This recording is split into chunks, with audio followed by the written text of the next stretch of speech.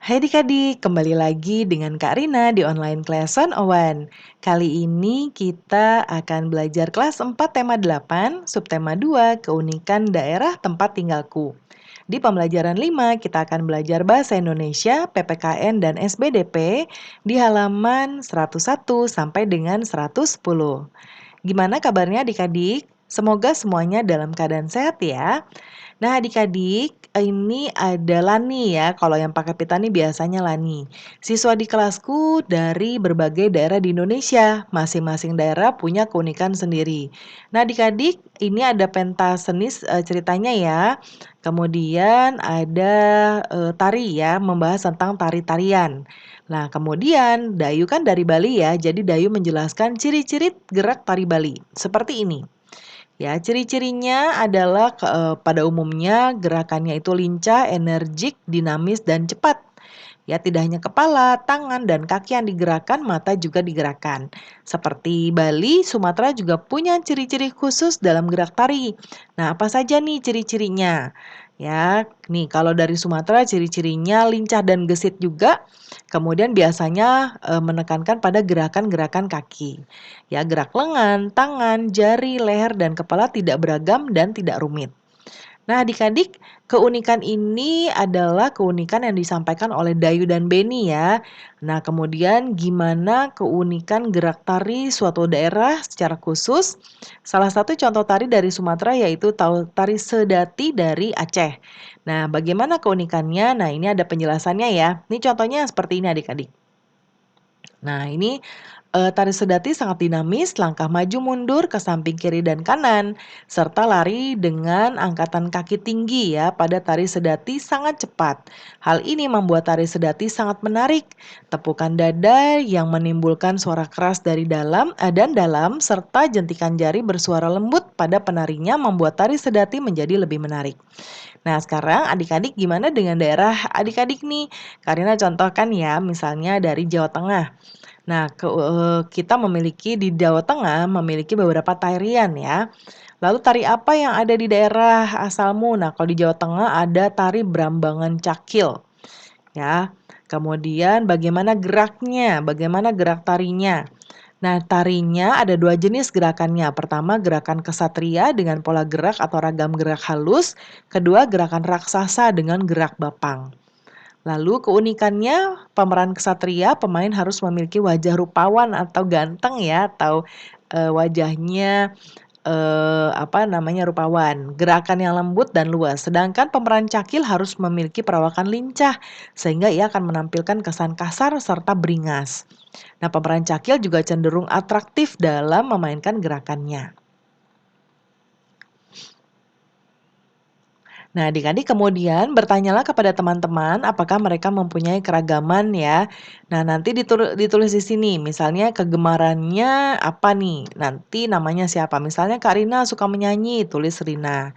Misalnya Dayu suka memasak, tulis Dayu. Atau kalau ada beberapa yang suka memasak, ditulis lagi, misalnya Dayu, Lani, dan lain-lain ya. Kemudian setelah kamu mengetahui kegemaranmu dan teman-teman, diskusikan untuk menjawab pertanyaan berikut ya. Ada 3 pertanyaan nanti ditulis di kolom. Karina jawab di sebelah kanan ya. Apa manfaat kegemaranmu bagi dirimu sendiri? Kalau untuk diriku sendiri adalah untuk penghiburan diri, pengasah keterampilan, pengisi waktu luang, dan sebagai bekal untuk masa depan. Yang kedua, apakah kegemaran temanmu memberi manfaat untukmu dan lingkungan sekitarmu? Jika ada manfaatnya, sebut manfaatnya.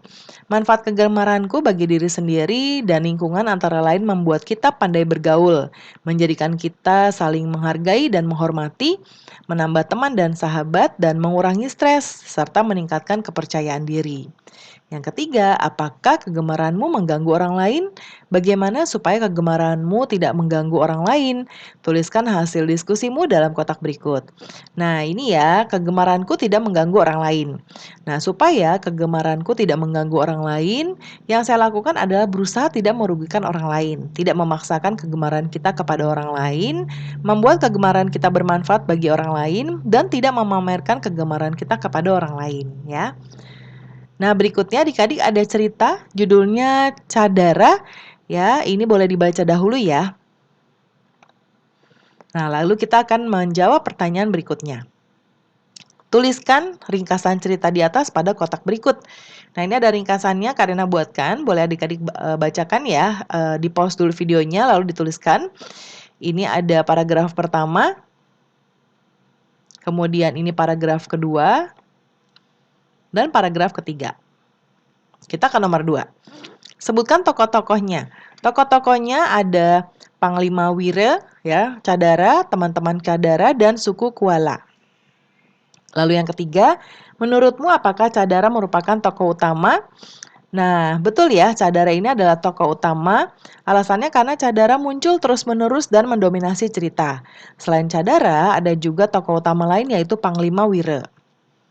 Yang keempat, sebutkan tokoh protagonisnya. Kalau protagonis tadi ada Cadara, Panglima Wire, dan teman Cadara.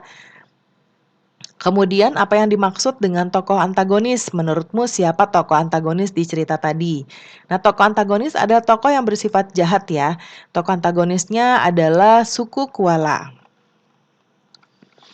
Nah, bagian ayo renungkan apa pengetahuan yang kamu pelajari, yaitu kita tadi belajar tari daerah ya, kemudian manfaat keberagaman, karakteristik individu, tokoh-tokoh teks fiksi yaitu tokoh utama, tokoh tambahan, tokoh antagonis, dan tokoh protagonis. Lalu apakah ada hal menarik yang kamu temukan? Ya, yaitu gerak tari dari daerah Sumatera dan Bali. Ini misalnya ya, ini disesuaikan dengan ke adik-adik saja. Perasaannya senang, senang mungkin atau bingung, kurang paham dan lain-lain. Nah, pembelajaran kita sudah selesai ya adik-adik. Semoga pembelajaran kita hari ini bisa bermanfaat. Terima kasih sudah menonton sampai akhir. Mohon dimaafkan apabila ada kesalahan dalam perkataan maupun dalam materi yang diberikan. Sampai jumpa di pembelajaran berikutnya.